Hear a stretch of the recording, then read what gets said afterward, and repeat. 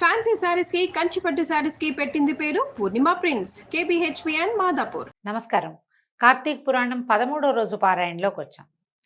12వ అధ్యాయంలో భగవంతుడు తన యొక్క దశావతారాల వర్ణన చేసిన తర్వాత జరుగుతోందనమాట కథ. ఆయన విష్ణుమూర్తి ఇలా సెలవిచ్చాడు, దూర్వాస, బ్రాహ్మణుడవైన నీ పట్ల అపచారం జరిగిందన్న తపనతోటి అంబరీషుడు విచారగ్రస్తుడై ప్రాయోపవిష్టునిలాగా బ్రాహ్మణ పరివేష్టితుడై ఉన్నాడు. నా సుదర్శన చక్రం తన కారణంగానే నిన్ను తరుముతోందని దుఃఖిస్తున్నాడు. రాజైనందుకు గాను గోబ్రాహ్మణ రక్షణ తన ప్రథమ కర్తవ్యమై ఉండగా విప్రుడవైన నీకు విపత్తు కలిగించినందుకు ఎంతగానో బాధపడుతున్నాడు. రాజు దండనీతితోనే ధర్మ పరిపాలన చేయాలి కానీ బ్రాహ్మణుని మాత్రం దండించకూడదు. దోషి అయిన బ్రాహ్మణుని వేద విధులు, సత్యధర్మ నిరతులు, లోభ దంభ శూన్యులు అయిన బ్రాహ్మణులు మాత్రమే దండించాలంటే బ్రాహ్మణుడు ఏదైనా నేరం చేస్తే ఆ కాలంలో అంటే కృతయుగంలో బ్రాహ్మణుడు అతనికి దండన విధించకూడదు. సాటి బ్రాహ్మణ సభ ఏదైనా సమావేశం నిర్వహించి దండించేవారు. రాజుకు మాత్రం దండనార్హత లేదట. అయితే బ్రాహ్మణుడు పాపం చేసి ప్రాయశ్చిత్తం చేసుకోనప్పుడు ధనహరణము లేదా వస్త్రహరణము, స్థానభ్రష్టత్వము మొదలైన విధులలో బ్రాహ్మణులు మాత్రమే, అంటే అలాంటి విధులతోటి ఏదైనా చెయ్యాలన్నమాట. బ్రాహ్మణులు మాత్రమే శిక్షించాలి తప్ప రాజు శిక్షించరాదు. తాను స్వయంగా బ్రాహ్మణుని చంపినా, తన నిమిత్తంగా బ్రాహ్మణుడు చంపబడినా, ఇతరుల చేత తాను చంపించినా, బ్రాహ్మణులకి ఎటువంటి కీడు చేసినా కూడా అది బ్రహ్మహత్యాపాతకం కలుగుతుందని ధర్మశాస్త్రాలు ఘోషిస్తున్నాయి. అందుచేత మహాభక్తుడైన ఆ అంబరీషుడు బ్రాహ్మణుడవైన నీకు తన వల్లనే ప్రాణాపాయకరమైన సుదర్శన వేధ కలిగినందుకు ఖిన్నుడై ఉన్నాడు. కాబట్టి నువ్వు తక్షణమే అంబరీషుని దగ్గరికి వెళ్ళు, తద్వారా మీ ఇద్దరికీ కూడా శుభం కలుగుతుంది అని విష్ణువు చెప్పగానే దూర్వాసుడు అంబరీషుని ఎదుట ప్రత్యక్షమయ్యాడు. మరుక్షణమే సుదర్శనం కూడా అక్కడ ఆవిష్కరించబడింది. భయగ్రస్తుడైన దూర్వాసుని, అతని మీదకి రానున్న సుదర్శనాన్ని చూడగానే అంబరీషుడు దిగ్గున లేచి ఆ చక్రానికి ఎదురెళ్ళి, ఓ సుదర్శన చక్రమా, నన్ను మన్నించు. భయభ్రాంతుడైన వానిని, అందున బ్రాహ్మణుని ఇలా హింసించడం న్యాయం కాదు అంటూ ధనుర్ధారి అయి, ఓ విష్ణు చక్రమా, ఈ బ్రాహ్మణ వధ నీకు తగదు, చంపడమే ప్రధానం అనుకుంటే నన్ను చంపు. ఈ దూర్వాసుని వదలని పక్షంలో నీతో యుద్ధానికైనా నేను సిద్ధంగా ఉన్నాను. రాజులకి యుద్ధమే ధర్మము గాని యాచన చేయటం ధర్మం కాదు. విష్ణాయుధానువైన నీవు నాకు దైవస్వరూపానువే కనుక నిన్ను ప్రార్థించటంలో తప్పులేదు. అయినప్పటికీ కూడా ఈ బ్రాహ్మణ రక్షణార్థం నేను నిన్ను ఎదిరించక తప్పదు. నిన్ను జయించగలిగిందంటూ ఈ ప్రపంచంలో ఏదీ లేదని నాకు తెలుసు. అయినా నా బలపరాక్రమాలను కూడా ఒకసారి రుచి చూడు. మరి కొన్నాళ్ల పాటు ఆ శ్రీహరి హస్తాలలో బతికి ఉండదలుచుకుంటే శరణాగతుడైన ఆ దూర్వాసుని వదిలిపెట్టి వెళ్ళిపో. లేదంటే నిన్ను ఖచ్చితంగా నేల కూలుస్తానని క్షాత్రధర్మ పాలన కోసం తనకి దూర్వాసునికి మధ్య ధనుర్ధారి అయి నిలబడిన అంబరీషుని ప్రేమగా ఆప్యాయంగా చూసి అతని ధర్మ నిర్వహణని మరింత పరీక్షించడం కోసం సుదర్శనుడు ఇట్లా పలికాడు. అంబరీష, నాతో యుద్ధం అంటే సంబరం అనుకుంటున్నావా?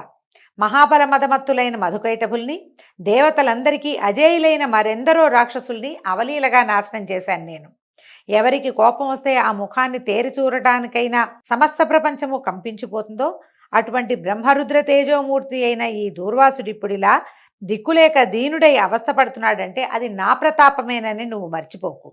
ఉభయ తేజస్సంపన్నుడై దూర్వాసుడే నాకు భయపడుతుండగా కేవలము క్షత్రియాహంకారకారకమైన ఏకైక శివతేజోమూర్తివి నువ్వు నన్నేం చేయగలవు?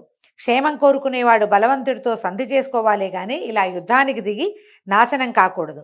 విష్ణుభక్తుడివి కాబట్టి ఇంతవరకు నిన్ను సహించాను. లేనిపోని బీరాలకు పోయి వృధాగా ప్రాణాలని పోగొట్టుకోకు అని మాట్లాడాడు సుదర్శనుడు. ఎప్పుడైతే సుదర్శన చక్రం నుంచి ఈ మాటలు వచ్చినాయో అంబరీషుడి కళ్ళు ఎరిపెక్కిపోయాయిట క్షాత్రతేజంతో. ఏమిటి సుదర్శన, ఎక్కువ మాట్లాడుతున్నావు? నా దైవమైన హరి ఆయుధానివని ఇంతవరకు ఊరుకున్నాను కానీ లేకపోతే నా బాణాలతో నిన్నెప్పుడో 100 ముక్కలు చేసేవాడిని. దేవబ్రాహ్మణులైన మీద, స్త్రీలు శిశువుల మీద, ఆవుల మీద నేను బాణప్రయోగం చేయను. నువ్వు దేవతవైన కారణంగా నీవింకా నా ఎదురుగుండా నిలబడుతున్నావు. అత్యంత కఠినమైన నా బాణాల రుచిని నీకింకా తెలుసుకోలేదు. నీకు నిజంగానే పౌరుష ప్రతాపాలుంటే నీ దివ్యత్వాన్ని దిగవిడిచి క్షాత్రధర్మయుతంగా పురుషరూపుడివై యుద్ధం చేయి అంటూ ఆ సుదర్శనం యొక్క పాదాల మీదకి ఏకకాలంలో 20 బాణాలు వేశాడట అంబరీషుడు. అతని పౌరుషానికి, ధర్మరక్షణాదీక్షలో దైవానికైనా జంకని క్షాత్రానికి సంతోషించిన సుదర్శన చక్రం స్వరూపితమై దరహాసం చేస్తూ, రాజా, శ్రీహరిని సంరక్షణ నిమిత్తమే నన్ను నియంత్రించాడు గాని నీతో కయ్యానికి కాదు సుమా. పరీక్షించేందుకు అలా ప్రసంగించానే గాని విష్ణు భక్తులతో నాకెట్టి విరోధము ఉండదు. నీ కోరిక ప్రకారమే శరణాగతుడైన దూర్వాసుడిని వదిలివేస్తున్నానని చెప్పి అంబరీషుడిని ఆలింగనం చేసుకున్నాడు. అంతటితో అంబరీషుడు ఆనందితుడై పరమానందాన్ని పొంది, సుదర్శన, నీతో యుద్ధానికి దిగినందుకు నన్ను క్షమించు. భక్తులను పాలించడంలోనూ రాక్షసులను సంహరించడంలోనూ విష్ణుతుల్య ప్రకాశమానము ప్రాణప్రయాణ కష్టహరణశీలము అయినటువంటి నీ ఉత్కృష్టతకి ఇదే నా నమస్కారాలు. ఎంత గొప్ప పదాలు వాడుతున్నాడు చూడండి. నీలాంటి వాడు ఇంకొకడు లేడని సుదర్శనుడిని పదే పదే పొగిడి ప్రార్థించాడు అంటూ సాష్టాంగ నమస్కారాలు చేశాడు. సంతసించిన సుదర్శనుడు అంబరీషుణ్ణి లేవనెత్తి దీవించి అభినందించి అదృశ్యుడయ్యాడు. కలియుగ కార్తీకంలో ఈ అధ్యాయాన్ని ఒక్కసారైనా చదివినా విన్నా అనేక భోగాల్ని అనుభవించి అంత్యాన ఉత్తమ గతులు పొందుతారని జనక రాజర్షికి వశిష్ఠ మహర్షి తెలియజేస్తున్నారు. ఇప్పుడు అంబరీషోపాఖ్యానం కథ ఓ చిన్న కథేనండి. దీన్ని మా భాగవతంలో కూడా కనిపిస్తుంది. భాగవతంలో దశావతారాలు విష్ణువు స్వీకరించిన లాంటి వివరం మనకి కనపడదు. కానీ కార్తీక పురాణాలు అంటే స్కాంద పురాణంలో ఈ ప్రత్యేకమైన విషయాలు మనకి కనిపిస్తాయి. ఈ దూర్వాసుడి శాపం వల్లే విష్ణుమూర్తి దశావతారాలు ఎత్తాడనంటే అంబరీషుడి కోసం, భక్తుల కోసం భగవంతుడు ఎంతకైనా దిగి ప్రవర్తించగలడని నిరూపించడానికే కార్తీక పురాణంలో ఇట్లా చెప్పబడిందండి. దీంతో ఈరోజు పారాయణ పూర్తయింది. మళ్ళీ రేపు ఉదయం 14వ రోజు పారాయణలో కలుసుకుందాం. నమస్కారం.